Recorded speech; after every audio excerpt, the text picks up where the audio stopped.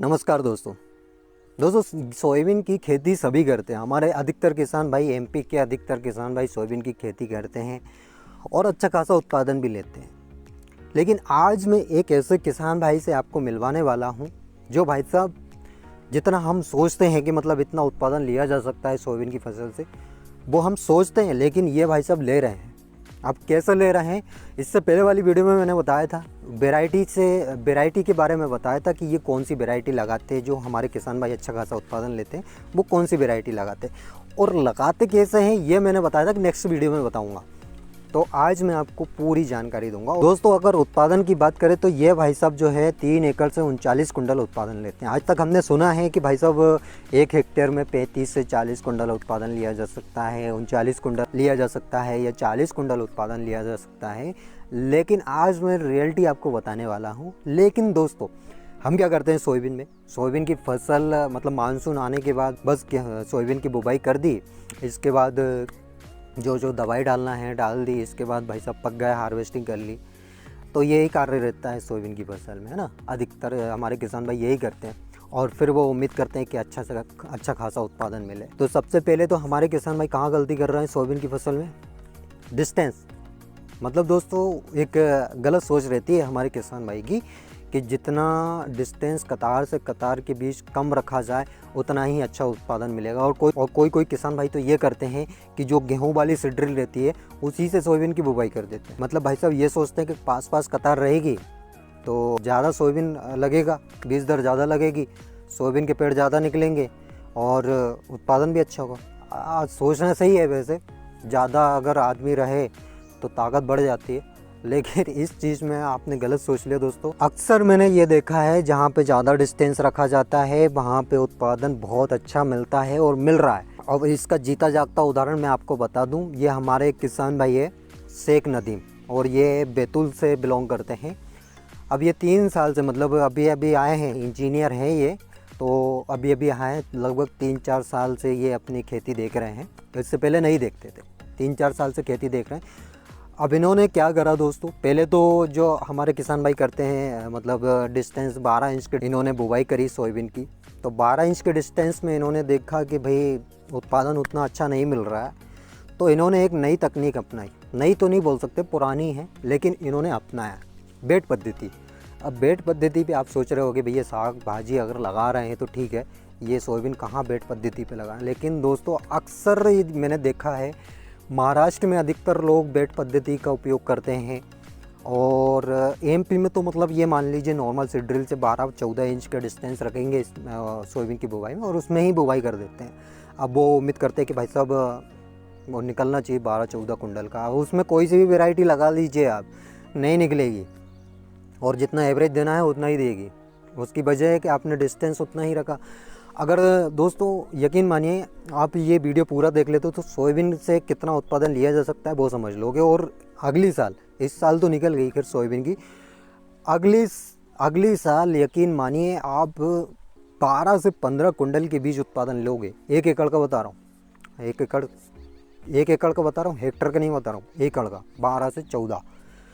और मेरी गारंटी है अगर आपका इतना उत्पादन नहीं हो तो बिल्कुल अनसब्सक्राइब कर देना चैनल को, और जो बोलना है बोल सकते हो, कमेंट में खुली छूट दूंगा मैं आपको। अब आपको करना क्या है दोस्तों, इसके लिए आप प्रैक्टिकल कर सकते हो। जैसे 1 एकड़ आप अपना खेत ले सकते हो, उसमें बेड पद्धति से आप सोयाबीन लगा कर देख सकते हो। और 1 एकड़ में आप जो नॉर्मल सीड ड्रिल जो बुवाई करते आ रहे हैं उसी हिसाब से आपको बुवाई करना है, और दोनों में एक ही वेराइटी लगाना है। जैसे इसमें हमने JS की वेराइटी लगाई तो उसमें भी JS की, इसमें JS 2172 लगाया तो उसमें भी JS 2172, दोनों में सेम वैरायटी, बीज दर दोनों में सेम। आप ये प्रैक्टिकल करके देखोगे तो आप खुद ही समझ जाओगे कि हमारी गलती कहाँ हो रही है। दोस्तों आप वैरायटी कोई सी भी लगा दीजिए, आप बेड पद्धति से लगाते हो तो आपको एक बहुत अच्छा खासा मिलने वाला है। अब जिन किसान भाई के बारे में हम बात करने जा रहे हैं, इन्होंने अपनी फसल की बुवाई लगभग 25 जून से स्टार्ट की थी, और 25 जून से स्टार्ट की थी तो 30 जून तक ये फाइनली कंप्लीट कर चुके थे बुवाई। अब 5 दिन को क्यों लगे? क्योंकि इन्होंने मज़दूर से अपनी खेत की बुवाई करवाई थी।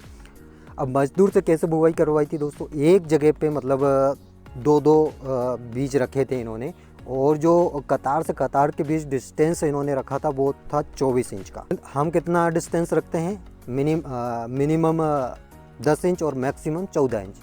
14 इंच तक ही हम डिस्टेंस रखते हैं, इससे ज़्यादा नहीं रखते हमारे किसान। इन्होंने 24 इंच का डिस्टेंस रखा था।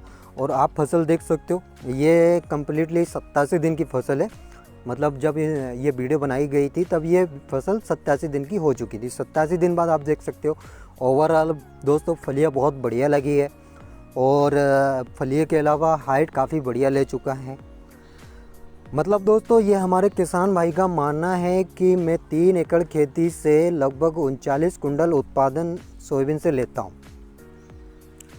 अब 39 कुंटल हम सिर्फ अपने माइंड में सोचते हैं कि 39-40 कुंटल उत्पादन हो सकता है, लेकिन ये रियल उत्पादन ले रहे हैं 39 कुंटल।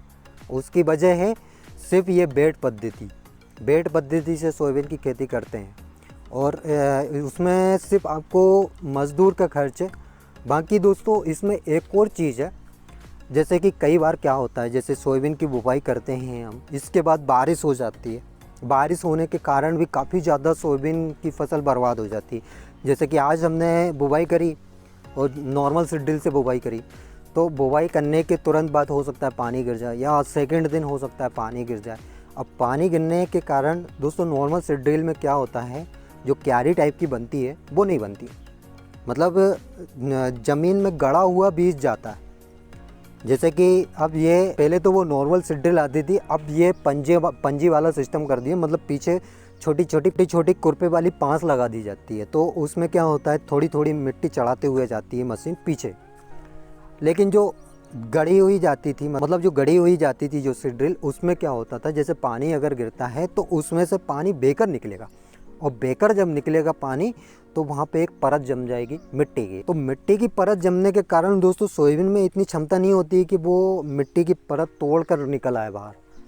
थोड़ी बहुत ताकत करेगा, ज़्यादा से ज़्यादा मतलब एक दिन ताकत आजमाएगा, 2 दिन आजमाएगा, तीसरे दिन यही बोल देगा भाई मेरी बस की नहीं है, दूसरा बीज लगा ले। तो ये अक्सर देखा जाता है।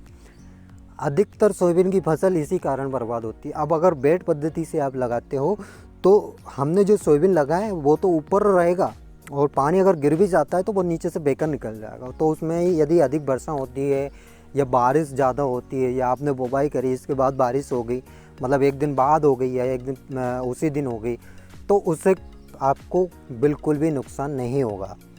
अभी हमारे किसान भाई MDS रुचि सोया MDS 5000 एक वैरायटी लगाते हैं, और ये लगभग 15 kg के हिसाब से बीज दर रखते हैं। अब सबसे अच्छी बात यह है कि आपकी बीज दर भी इतनी ज़्यादा नहीं लगी। बीज दर आपको मैक्सिमम 15 या 20 kg प्रति एकड़ के हिसाब से रखना है। ये मान लीजिए 50 kg में आप 3 एकड़ कवर कर सकते हो, है ना। तो बीज दर आपकी ज़्यादा नहीं लग रही है, बीज दर आपकी ज़्यादा नहीं लग रही है। बाकी आपको जो खर्च हो रहा है वो भी मतलब दवाइयों पे ही होगा ज़्यादा खर्च। और अगर खरपतवार हो भी जाते हैं तो इतना डिस्टेंस रहता है कि अगर उनको कंट्रोल भी नहीं करें तो आपका सोयाबीन ग्रोथ कर जाएगा बेड पद्धति में। और जो नॉर्मल सीड्रिल से करते हैं तो उसमें आपको हर्बिसाइड भी डालना पड़ेगा, मतलब बहुत सारी झंझटें रहती है। तो आप एक प्रैक्टिकल कर सकते हो दोस्तों। छोटा सा प्रैक्टिकल करने में क्या है, मतलब 1 एकड़ में अगर प्रैक्टिकल कर रहे हैं तो मतलब जो हम उत्पादन की उम्मीद कर रहे हैं अगर वो निकल आता है तो उसमें हम बड़े स्तर पे ये चीज़ कर सकते हैं। तो छोटे प्रैक्टिकल करते रहना चाहिए दोस्तों। और जो हमारे किसान भाई है तो ये वैरायटी भी अच्छी लगाए हैं, मतलब रुचि सोया MDS 5001, जो कि काफ़ी अच्छा उत्पादन देती है, लेटेस्ट वैरायटी है। तो अगर वैरायटी से रिलेटेड या ये कैसे खेती करते हैं उससे रिलेटेड आपको इनसे बातें करना है या कुछ पूछना है या कोई जानकारी लेना है तो उसके लिए मैं इनका नाम, पता, एड्रेस और फ़ोन नंबर सब मैं डिस्क्रिप्शन में दे दूँगा। आप बिल्कुल इनसे चर्चा कर सकते हैं, जानकारी जो भी आपको चाहिए वो आप ले सकते हैं। तो आई होप दोस्तों आपको वीडियो अच्छी लगी होगी। वीडियो अच्छी लगी हो तो एक लाइक, और अगर चैनल पे पहली बार आए हो सब्सक्राइब करना बिल्कुल ना भूलें। साथ ही बेल आइकन को प्रेस कर लें ताकि कृषि से जुड़ी सारी जानकारी आपको समय पे मिल सके। धन्यवाद दोस्तों।